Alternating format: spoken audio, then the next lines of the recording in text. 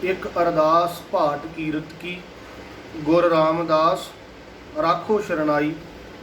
अज का दिन श्री गुरु रामदास महाराज जी के ज्योति जो दिवस नूं समर्पित है।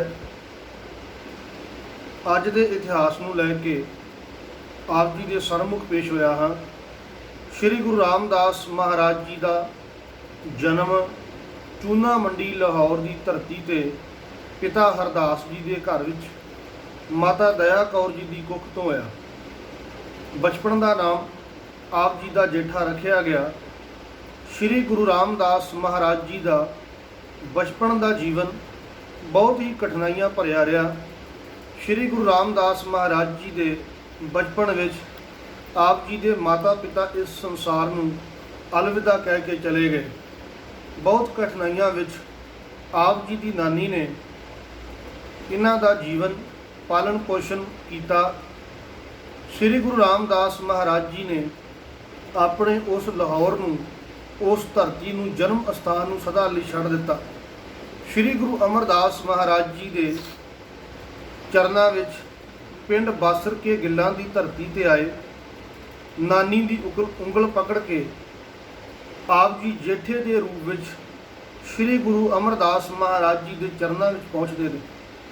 सतगुरु गुरु अमरदास महाराज जी के चरनां नाल जुड़ के आप जी ने इस दर घर की सेवा बड़े सोहने सुचज्जे ढंग नाल वधिया ढंग नाल कीती, जिस नूं गुरु अमरदास महाराज जी ने बहुत पसंद किया।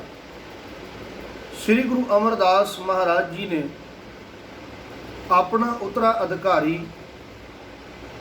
गुरु रामदास महाराज भाव भाई जेठा जी नूं बनाया और अपनी सपुत्री बीबी भानी जी का आनंद कारज गुरु रामदास भाव भाई जेठा जी नाल कीता। अपनी गुरता गद्दी श्री गुरु अमरदास महाराज जी ने गुरु रामदास महाराज जी नूं बख्शी।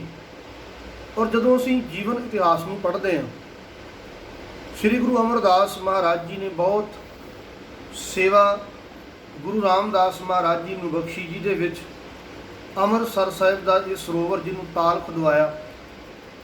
और पहला नाम इतिहास के मुताबिक रामदासपुरा सी और गुरु अर्जन देव महाराज जी के समय में इसनूं अमृतसर साहिब के नाम नाल जानिया जान लगा। श्री गुरु रामदास महाराज जी ने जिस वेले वो गुरता गद्दी ते बैठते हैं और अपने जीवन काल नूं, अपने पिछले जीवन नूं वाचते हैं कि मेरा जीवन अत की गरीबी विचों लंघिया, घुंगणियां वेच के गुजारा करना। पर जिस दिन गुरु अमरदास महाराज जी की अपार रहमत बख्शिश हुई, किरपा हुई, उस दिन गुरु रामदास महाराज जी ने शुकराने के तौर पर गुरु अमरदास महाराज जी के परथाए अमृत बाणी भी शब्द उच्चारण किए कि हे सतगुरु जी, मैं एक कीड़ा सी ते मैनू कीड़ा थाप के अपनी गुरता गद्दी का लायक समझ के मैनू इस दे काबिल समझ के गुरता गद्दी बख्श की। गुरु रामदास महाराज जी ने गुरता गद्दी ते बैठदे बहुत सारी बाणी उच्चारण की। इतिहासकारों के मुताबिक 30 रागां विच 679 शब्द गुरु रामदास महाराज जी ने उच्चारण किए।